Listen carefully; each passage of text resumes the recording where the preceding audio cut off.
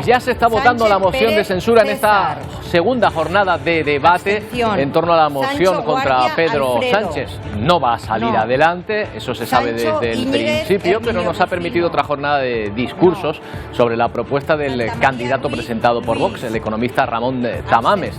Ya ven también cómo están ahora mismo votando los diputados a viva voz, levantándose dentro del Congreso y mostrando su voto de viva voz, como decimos, ante la nominación de algunas de las personas que se encuentran. Segura Just, Juan Carlos. Sí. Senderos, Orá, Daniel. Bueno, enseguida les damos el resultado, aunque no va a variar seguramente. Buenos días. 2 reuniones paralelas llegan a su fin, 2 reuniones que tratan de contraprogramarse, la de China y Rusia por un lado y la de Ucrania y otra potencia asiática por otro, Japón. A Rusia la foto le permite coger aire, pero no le basta. Necesita ayuda directa de China, que por el momento les palmea la espalda mientras se aprovecha de su gas y su petróleo a precio de saldo. Pero otra cosa es dar armas a un país que está acusando el desgaste en el campo de batalla. En Bakhmut, de hecho, se reconoce por primera vez que la ofensiva rusa podría haberse frenado. Si se confirma este dato, sería un nuevo golpe, sobre todo moral, contra el invasor ruso.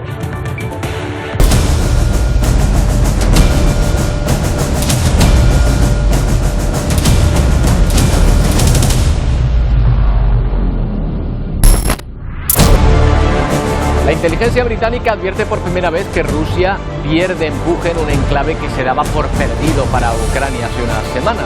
Un lugar donde Rusia está empleando además las fuerzas de élite del grupo mercenario Wagner. Su jefe, enfrentado con el estamento militar ruso, reclamaba armas y munición para mantener el asedio.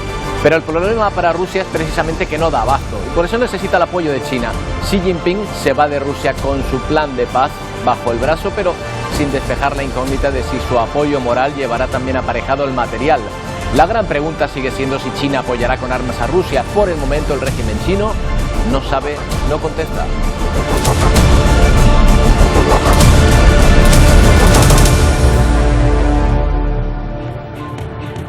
Y en medio de la subida de precios generalizada nos encontramos con una bajada inesperada, la del petróleo.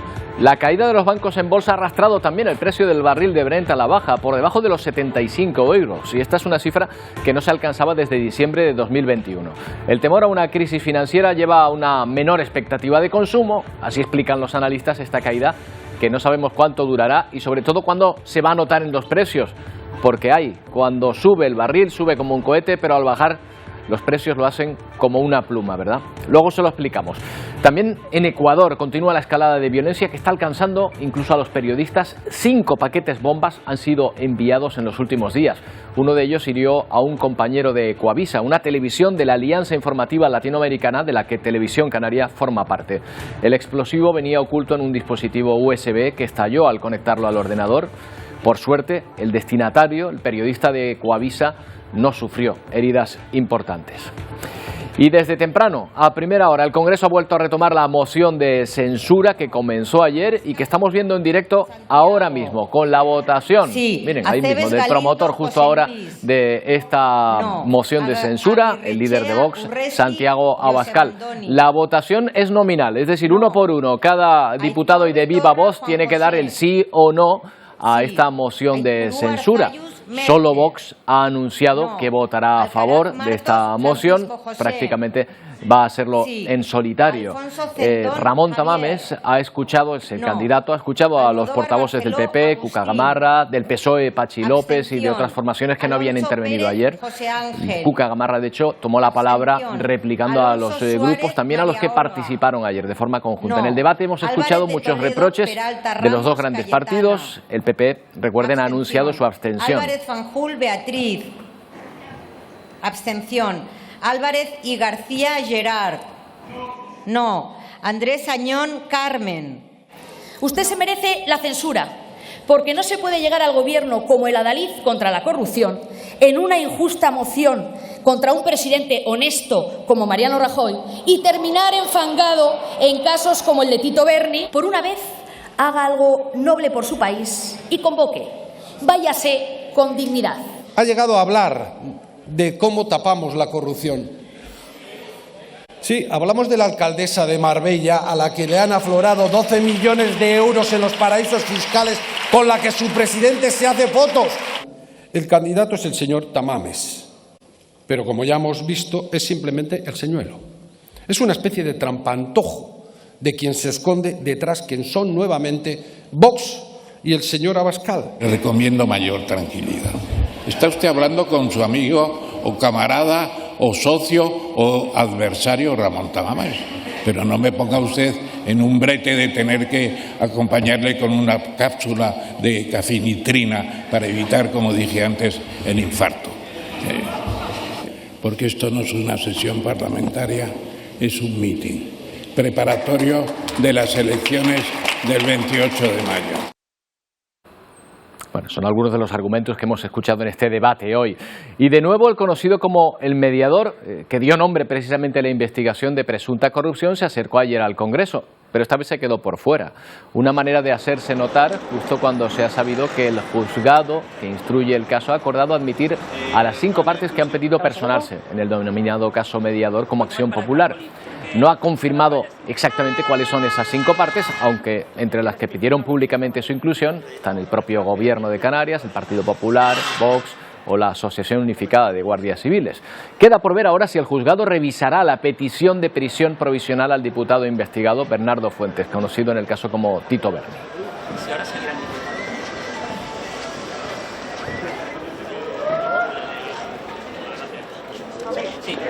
Bueno, y en la crónica internacional seguimos hablando de esa reunión que mantuvieron ayer los presidentes de Rusia y China. Xi Jinping se marcha de Rusia tras una visita oficial de 3 días y se lo lleva calentito porque vuelve con un acuerdo para conseguir gas ruso más barato, pero sin comprometerse a suministrar ayuda militar a Rusia. A quien no le ha gustado nada que le contraprogramaran esta cumbre con la visita oficial del primer ministro japonés a Ucrania. La muestra del descontento la tienen a mis espaldas. Con la sutileza propia del régimen ruso, su gobierno ha enviado 2 bombarderos estratégicos Tu-95 cargados con misiles sobrevolando junto a 2 casas de combate las aguas del mar de Japón. El Ministerio de Defensa ruso dice que no tiene nada que ver, que estos aviones efectuaron una misión de patrullaje rutinario sobre aguas neutrales del mar de Japón y que siempre siguieron las normas internacionales del espacio aéreo. Bueno, el vuelo duró más de 7 horas. Xi Jinping llegaba a Rusia con la vitola de mediador, aunque 3 días después dice adiós sin dar señales de haber influido plenamente en Putin. El presidente ruso acepta las propuestas chinas como base para un acuerdo de paz, pero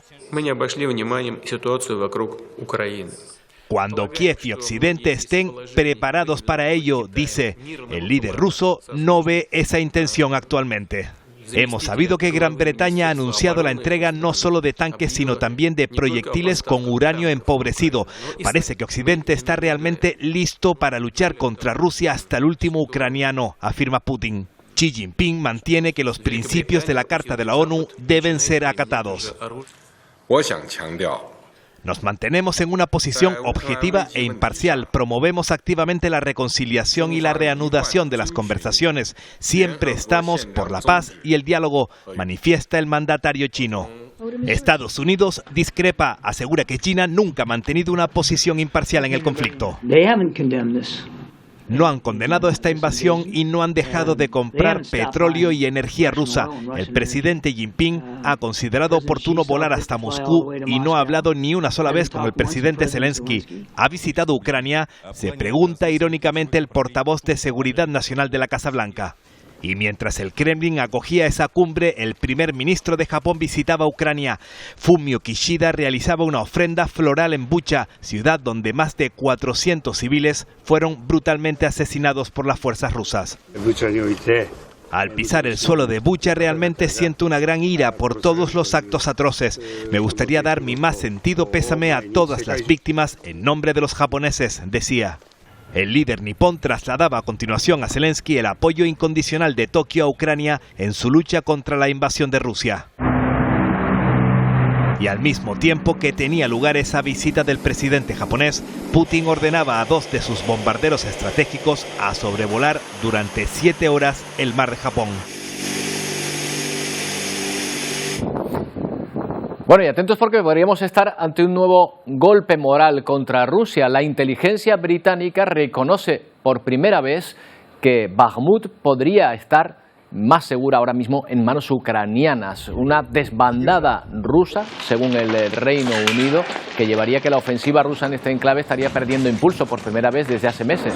Las fuerzas ucranianas habrían iniciado además un contraataque al oeste de la ciudad. Zelensky urge a los aliados a suministrar armas y municiones cuanto antes.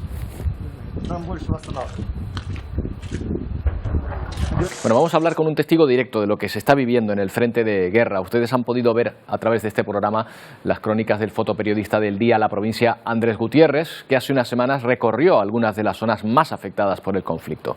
Estas que van a ver son algunas de las imágenes que ha captado en la zona.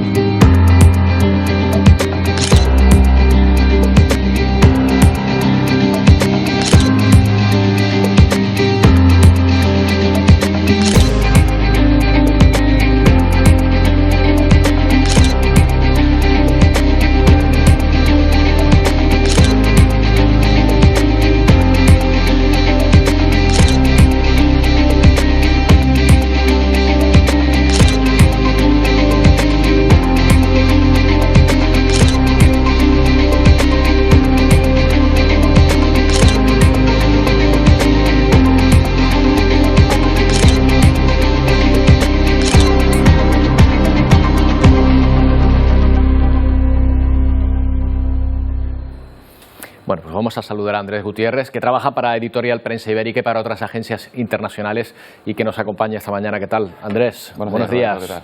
Oye, estamos hablando de Bakhmut.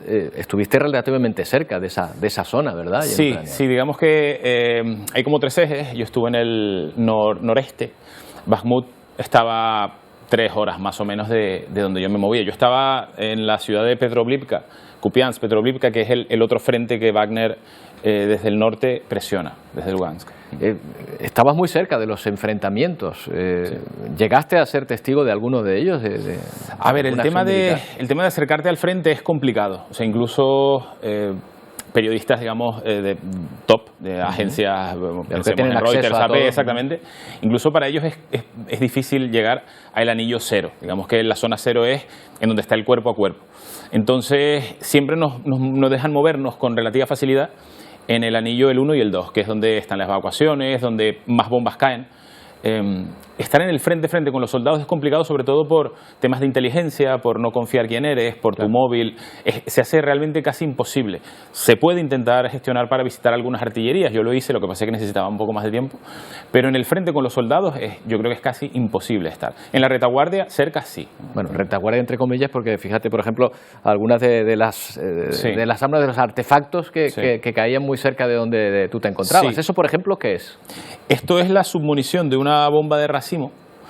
Esto es de fabricación rusa y esto cayó en la ciudad de Kharkiv. Esto es, yo lo describo de esta forma, que es como el asesino número 1 de civiles en Ucrania. Si mantienes la mano así, sí, el cámara puede captar lo que tienes ahí. ¿Qué es lo que tienes en la otra mano? Esto es metralla, esto es lo que conocemos como metralla, y son bolitas de titanio que cuando esto toca el suelo, esto va en una lanzadera que se llama BM-30, que las hemos visto en la televisión muchas veces, que son unos camiones que tiran misiles muy rápido. Sí. Pues dentro de esos misiles van muchas de estas. Entonces cuando el misil pica, explota en el aire y caen todas estas sueltas, exactamente, y cuando llega al suelo, explota y suelta esto, miles y miles de bolitas de estas, ¿no? ¿Qué pasa? Que esto, estadísticamente, el 40 o 50% quedan sin explotar. Entonces, por eso esto está prohibido en 166 países. O sea, esto es un arma ilegal, ¿no? Y esto es lo que más, de las municiones que más ha usado Rusia en esta invasión, ¿no? Sobre todo en poblaciones civiles, porque esto no va contra tanques o contra soldados, esto no va contra blindaje, esto va contra objetivos blandos, ¿no? Entonces, sí, bueno, de esto cae bastante allí y es muy peligroso porque no hay forma de escapar. sea, incluso atraviesa muros, atraviesa paredes, esto es una locura. Claro, moverse por allí debe ser muy peligroso, no solo porque pueda caer alguno de estos artefactos en su momento, sino porque algunos no hayan explotado o incluso haya zonas minadas también, ¿no? Claro, es curioso, yo no tenía la percepción, yo he estado trabajando en sitios complejos, pero nunca en un conflicto abierto. Y es verdad que esa percepción de que por donde va pasando la guerra queda todo muerto, es justamente lo que estás diciendo tú. Es que no puedes alejarte 1 metro del camino donde han pasado ya coches porque no sabes qué hay allí.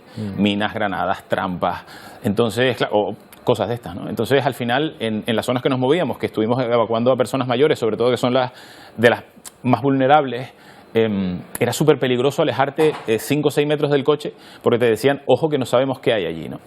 Y posiblemente la vida allí nunca más vuelva a ser normal, porque tienes que hacer un trabajo de años y años de desminado, que hay sitios en África que siguen estando minados y sigue muriendo gente todavía después de conflictos que llevan décadas, ¿no?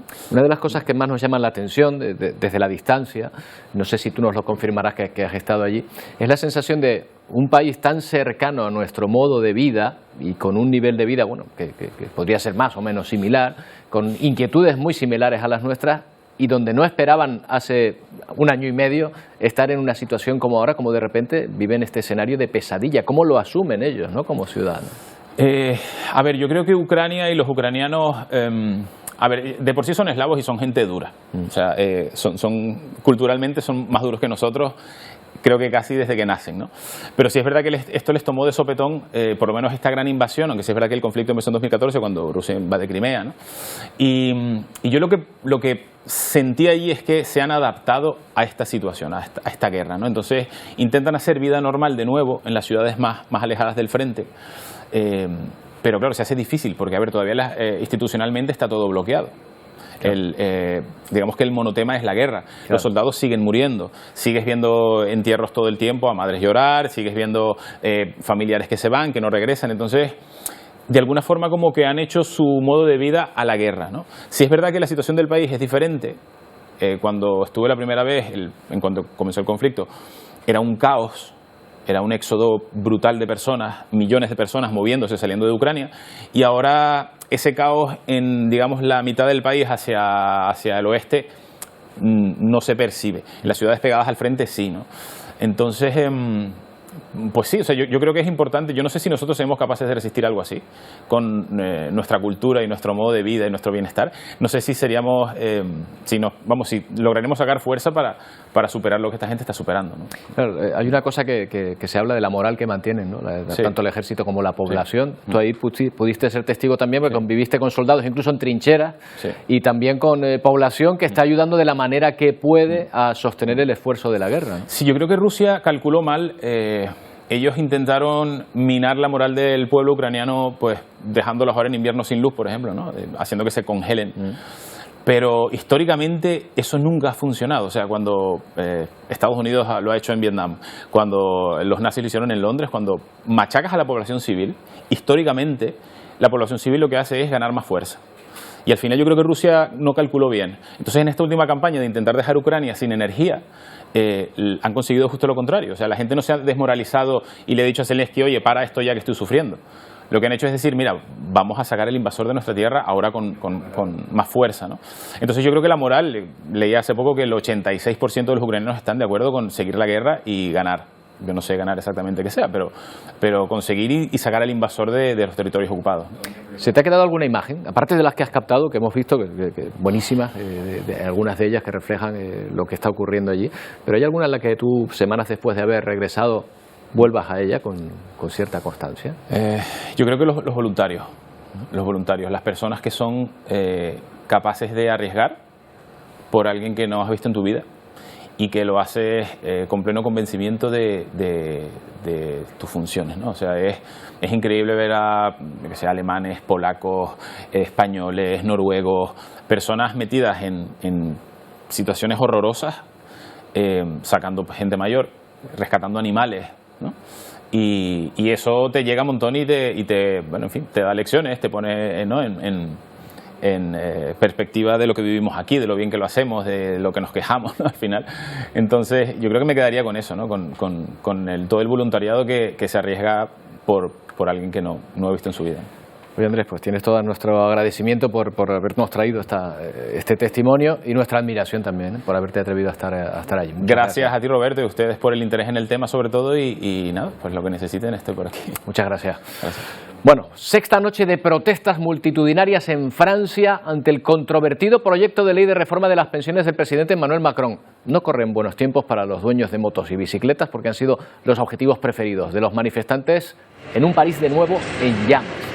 Ya hay más de 200 personas detenidas, 400 policías heridos en los últimos días y así es como están viendo, han tenido que evacuar y actuar los bomberos. La policía ha utilizado gases lacrimógenos para dispersar a los manifestantes y a todas estas a Macron apenas se le ha oído en estos últimos días, en estas semanas.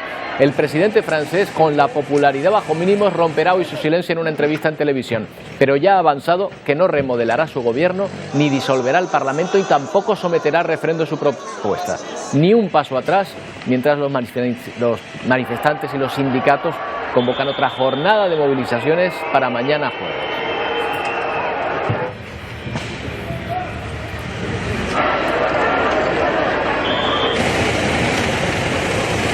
Y hoy muy pendientes de la decisión que tome la Reserva Federal de Estados Unidos, porque lo que haga puede repetirlo días después el Banco Central Europeo. La Reserva tiene dos opciones: una nueva subida de tipos de interés para contener la inflación o hacer una pausa en esas subidas mientras se relaja la tormenta financiera, a cuya solución no ayudaría a poner el dinero más caro aún. Una decisión complicada después de que el Banco Central Europeo volviera a subir los tipos de interés 0,5 puntos, o sea, medio punto la semana pasada. Algunos analistas apuestan porque finalmente ganará la opción A y habrá una nueva subida, aunque sea solo del 0,25%, un cuarto de punto.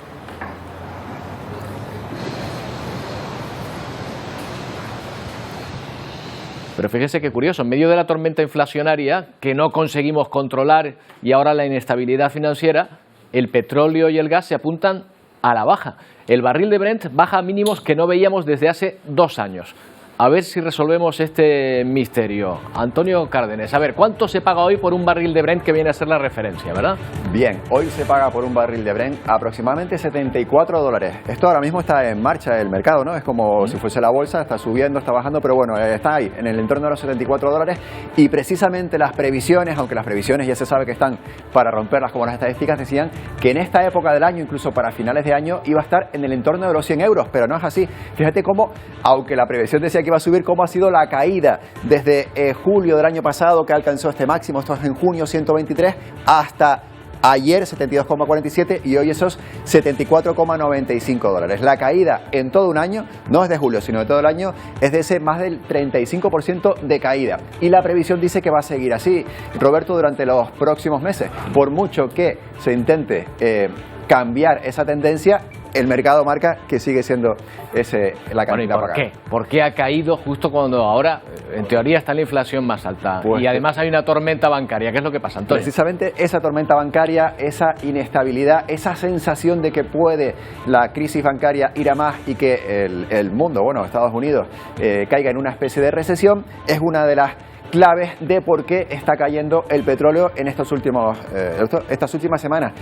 La estadística es clara, desde el escándalo de Silicon Valley, desde el problema con ese banco, ha caído 1/5 parte la cotización del petróleo. O sea que eso es lo que estamos viendo. Y también con respecto a la otra causa que estábamos viendo, bueno, si no nos vamos directamente ya al gas, porque... Bueno, la otra causa es que han encontrado más yacimientos, ¿verdad? Sí, por lo que estábamos viendo ahora ahí. mismo, por ejemplo, en Estados Unidos se dice que van a explorar yacimientos petrolíferos en Alaska, algo que contrasta totalmente con el cambio climático, pero bueno. Bueno, ya veo que me vas a contar que el gas también ha bajado, no solo el petróleo. Sí, el gas ha bajado e incluso más que el petróleo. Bueno, aquí vemos un pico espectacular en plena crisis después de la invasión de Ucrania, cuando dependíamos mucho y cuando aquí también en España y en todos lados pagábamos más por la factura eléctrica, se llegó incluso a los 320 euros en este índice, que es como si fuese el mercado del gas en los Países Bajos. Es curioso, depende de ese índice el precio de todo el gas. Bueno, Ahora mismo, hoy se paga 42,19, pero es que ayer llegó a ese mínimo histórico por debajo de los 39 euros. Y la evolución en todo el año es la que vemos hoy, aunque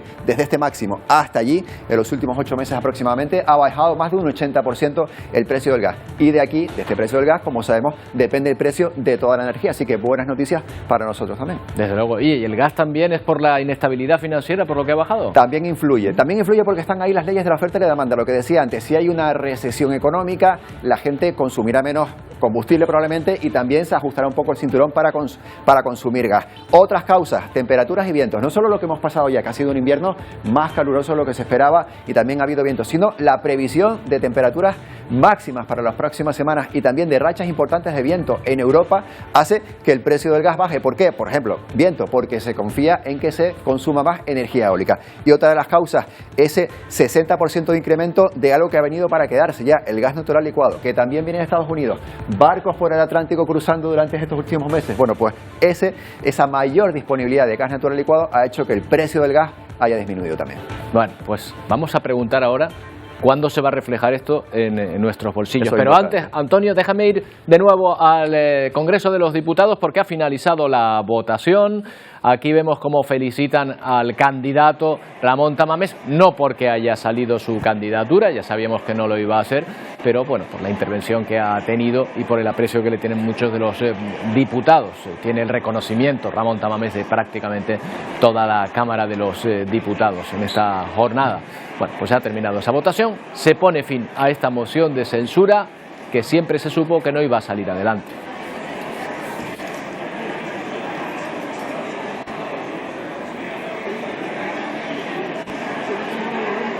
Estamos hablando de la caída del petróleo y del gas. Vamos a buscar más claves con Antonio Aceituno, que es director general de Tempos Energía. ¿Qué tal, Antonio? Buenos días.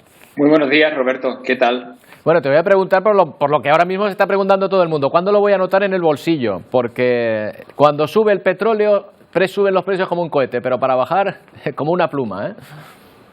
Bueno, vamos a ver. Como ha dicho Antonio, es cierto que se han alineado tres astros. Primero, Europa está recibiendo el 68% del gas natural licuado de Estados Unidos, que en el mes de febrero Estados Unidos se ha posicionado con un 45% de exportaciones a Europa. El polo asiático no está tirando, no está habiendo invierno con invierno, es decir, asistimos a un invierno cálido. Y, muy importante, Europa ha conseguido reducir su consumo un 19% con respecto a la media de los últimos 5 años. A partir de aquí, es verdad, ayer cayó el gas, perforó la cota de los 40 euros megavatio hora. Y los futuros, que es de donde se saca el precio fijo, todos los futuros ayer estaban por debajo de los 50 euros megavatio hora.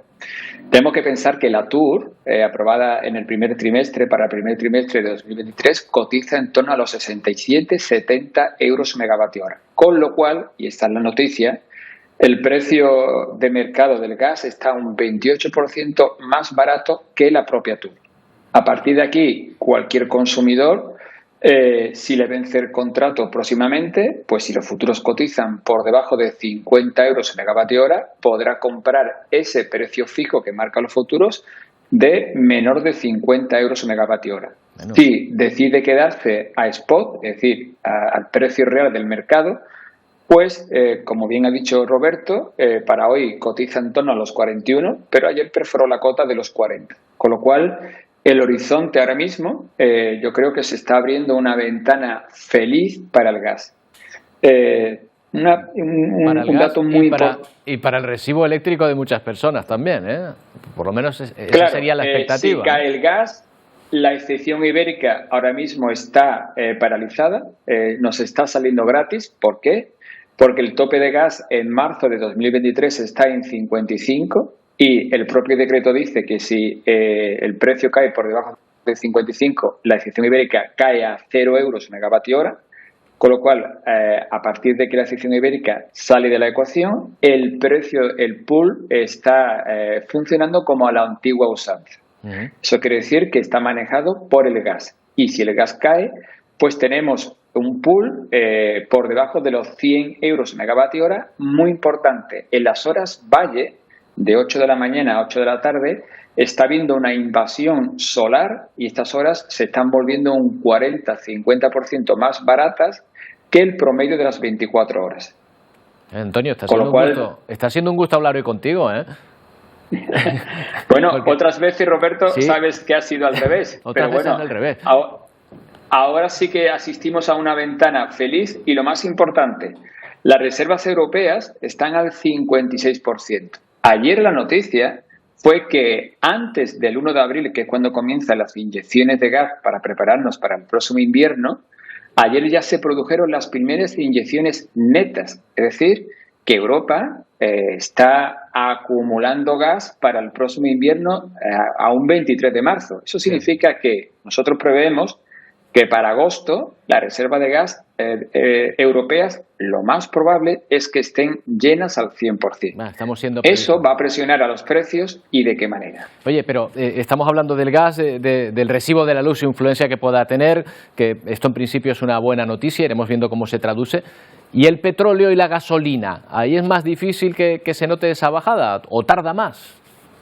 Bueno, vamos a ver. El precio de la gasolina que compramos en el surtidor está compuesto por 3 partidas.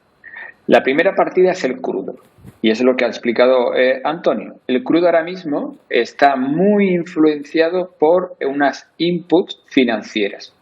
Es decir, el mercado está, diríamos, asustado porque el colapso de 3 bancos de Estados Unidos pueda imitar o emular la recesión vivida en el 2008.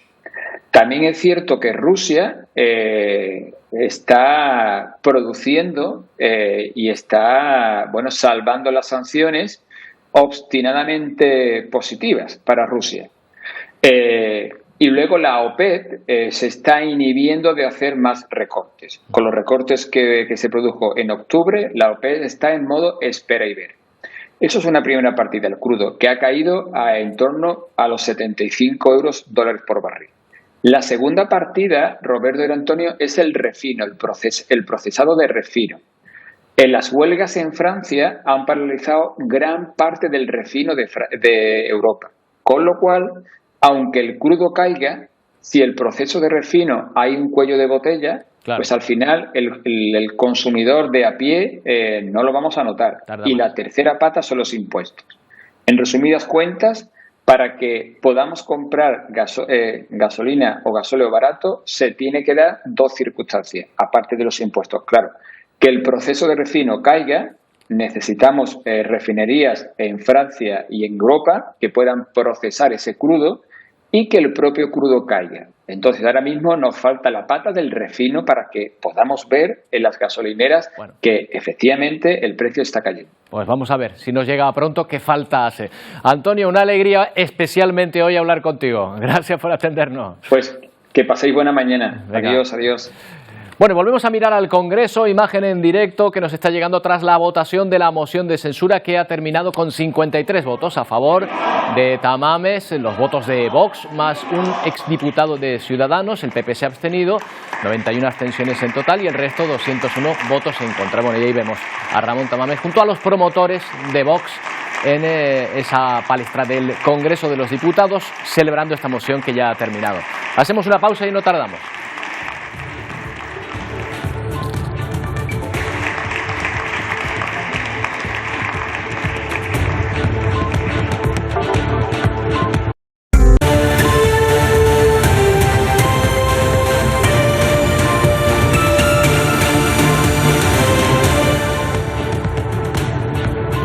Bueno, son imágenes de cómo tembló la tierra esta noche en Pakistán. Al menos 12 personas han fallecido, hay más de 200 heridos tras un terremoto de 6,8 grados que se ha sentido no solo en Pakistán, sino también en Afganistán y la India.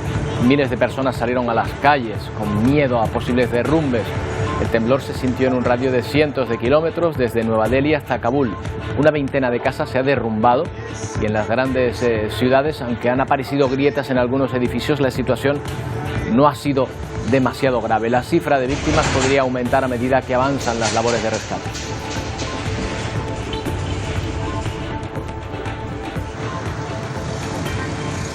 La libertad sexual es aún una asignatura pendiente en buena parte de África. Más de 30 países de ese continente prohíben las relaciones entre personas del mismo sexo.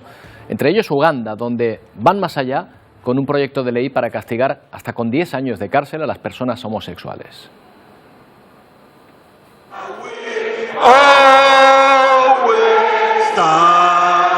De esta forma, con los legisladores de Uganda cantando, concluyó la sesión parlamentaria en la que la mayoría de sus miembros ha aprobado un proyecto de ley que penalizará a la comunidad LGTBIQ, justificando que son una amenaza para la raza humana y los valores tradicionales de esta nación conservadora.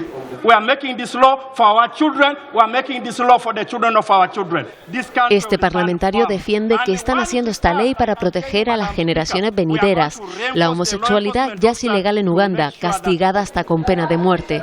Pero si el presidente del país aprueba esta ley, los ugandeses ni siquiera podrán identificarse con cualquier identidad de género u orientación sexual que no sea la heterosexual y el modelo social que solo asume la existencia de dos únicos géneros. Y ayer les contamos la liberación del periodista francés secuestrado por yihadistas durante 2 años en el norte de Mali. Olivier Dubois ya está en casa, aterrizó ayer en un aeropuerto a las afueras de la capital francesa. Esta es la imagen de un rehén que regresa a su país. Tras bajar del avión, el periodista se abraza a sus familiares. Lo reciben su hermana y su padre junto al presidente Emmanuel Macron. Olivier fue el último ciudadano francés retenido por militantes en la región del Sahel.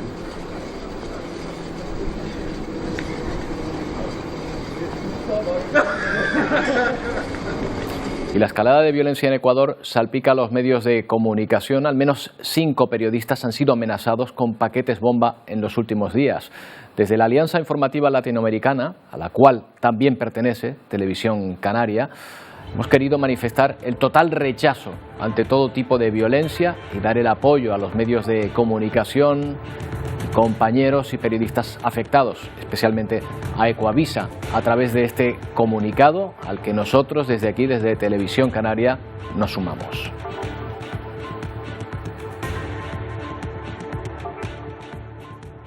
Bajo la apariencia de un dispositivo de memoria portátil, escondían los explosivos, posteriormente enviados en 5 sobres a diferentes medios de comunicación de Ecuador. Lenin Artieda, periodista de Ecuavisa, fue la primera víctima. Afortunadamente, no sufrió heridas al conectar el USB al ordenador. Artieda dio a conocer estas amenazas a través de las redes sociales.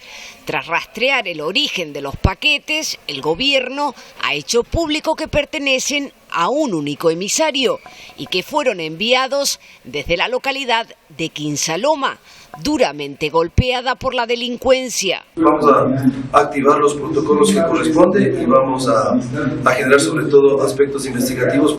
Las redacciones de Teleamazonas y TC Televisión también recibieron estos paquetes bomba.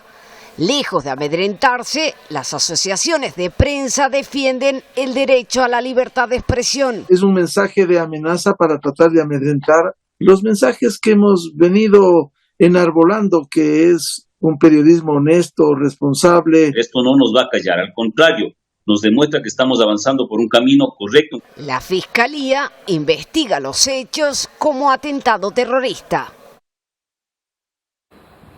Y siguen las tensiones en Venezuela por la desaparición de unos 3.000 millones de dólares provenientes de la industria petrolera y la renuncia de altos funcionarios, como el ministro de Petróleo, Tarek El Aissami, por su posible implicación en esta desaparición de dinero.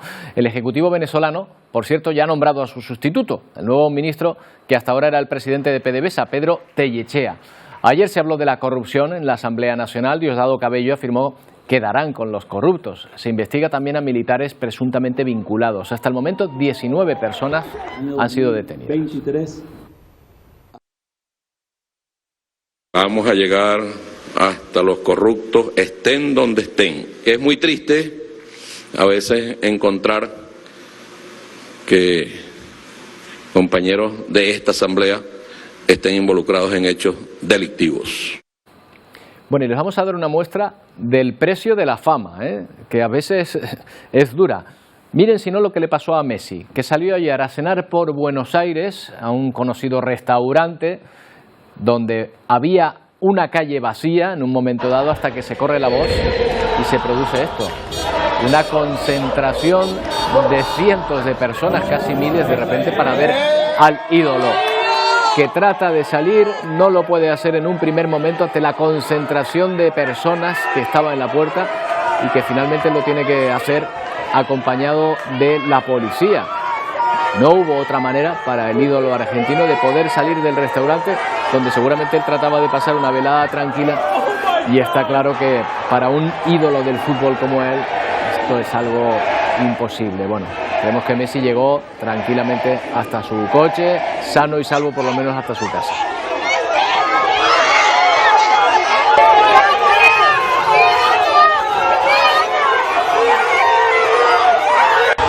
Bueno, pues los que adoran el dinero y sobre todo la fama, que se lo piensen dos veces, no le vaya a pasar como a Messi. Wendy, Pedro, ¿qué tal? Buenos días, ¿cómo va esa mañana?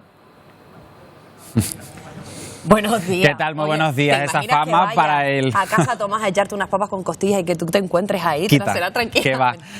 Eso no está hecho para nosotros. Bueno, ¿qué tenemos preparado hoy en Ponte al Día? Bueno, pues nos vamos a hacer eco de la denuncia vecinal que nos llega precisamente de una vía sin nombre, así como les digo, sin nombre, sin asfalto, sin alcantarillado y sin alumbrado público, en concreto en el barrio de Pedro Hidalgo, en Las Palmas de Gran Canaria. Ahí están viendo las imágenes de lo que sucede en esa calle cuando llueve. Vamos a estar allí en directo para contar la última hora y también para pulsar la opinión de todos los vecinos de ese barrio. También denuncia, reclamación, la de los habitantes de la isla de La Graciosa. Nuevamente, esa tubería de suministro de agua que une la isla de Lanzarote con La Graciosa ha sufrido una avería y bueno, a pesar de la intención de querer repararla, lo que piden los gracioseros es que reemplacen esa avería por una tubería nueva y que, bueno, pues erradique por completo este problema que no es la primera vez que pasa y que complica el día a día de todos los que viven en la isla.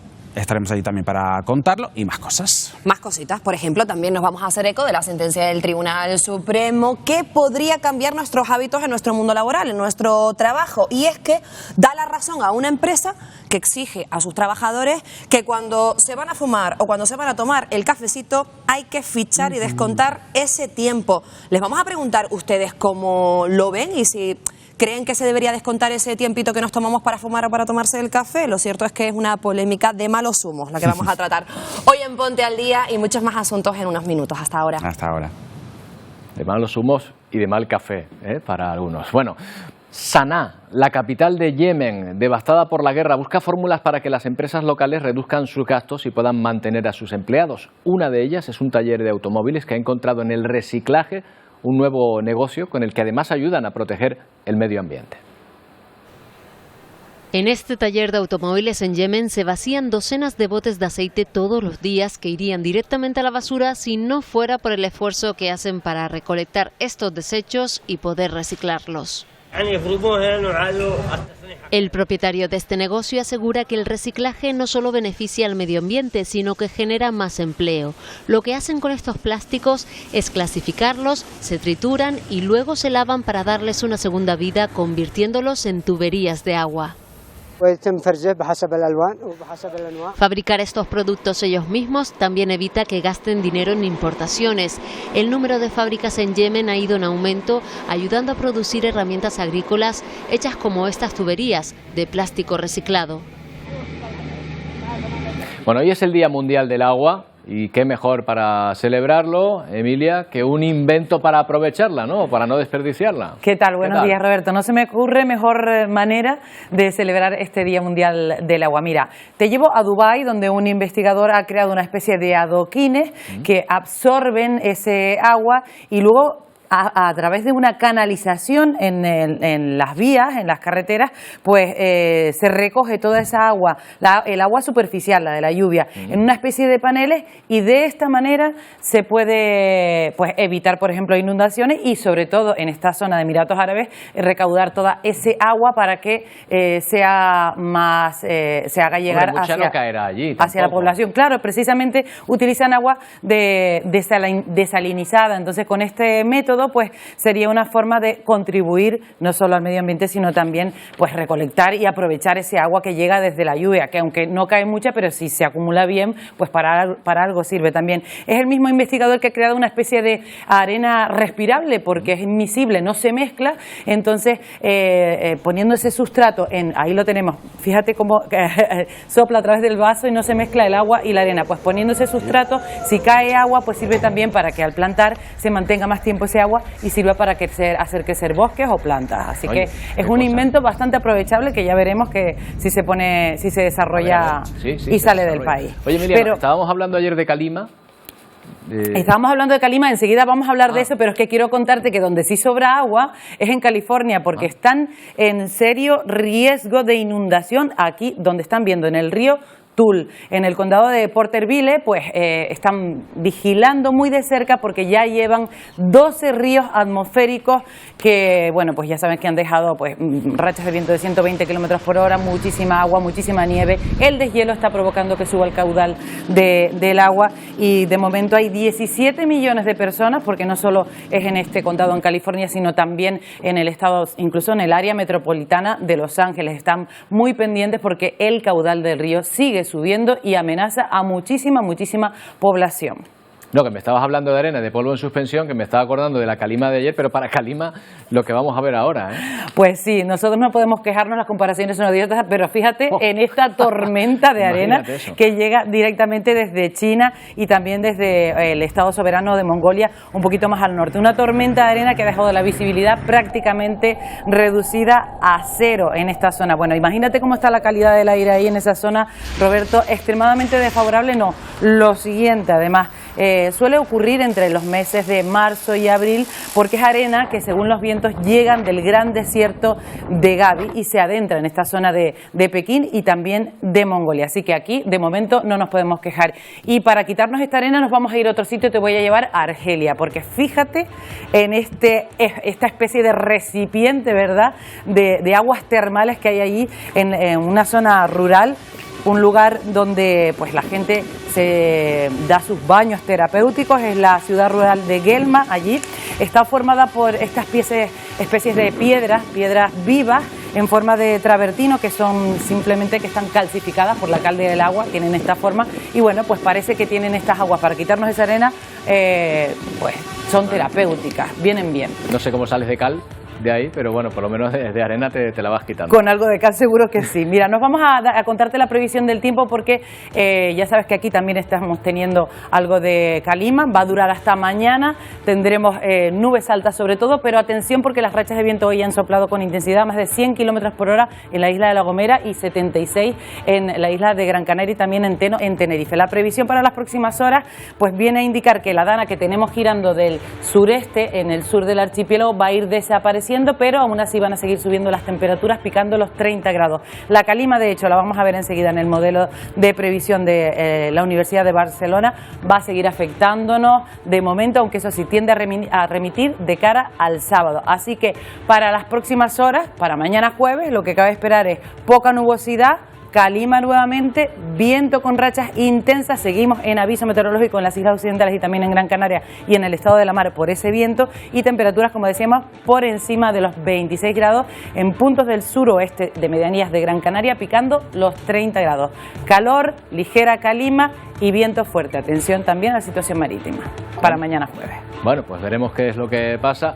Que el viento ya veo que está soplando con bastante fuerza, que hay que tener mucha precaución, sí señor. Y eso siempre se nota después en el mar. Bueno, nos vamos hasta México, ¿qué te parece? Venga, para despedir el perfecto. programa, ¿no? Un viajecito que no estaría nada mal al estado de Michoacán, al oeste del país, donde se alberga la reserva de mariposas monarca más grande del país. Es una importante atracción turística además, pero está creciendo la preocupación por los efectos del cambio climático porque están notando que las mariposas monarca que llegan a los bosques de México son menos que las que llegaron, por ejemplo, el invierno pasado. Un 22% menos respecto al año anterior. Piensan que podría ser consecuencia de eso, del cambio climático que está habiendo. Mientras tanto, podemos regocijar en imágenes de la migración de estas mariposas tan bonitas como estas con las que les dejamos. Volvemos mañana. ¡Feliz día!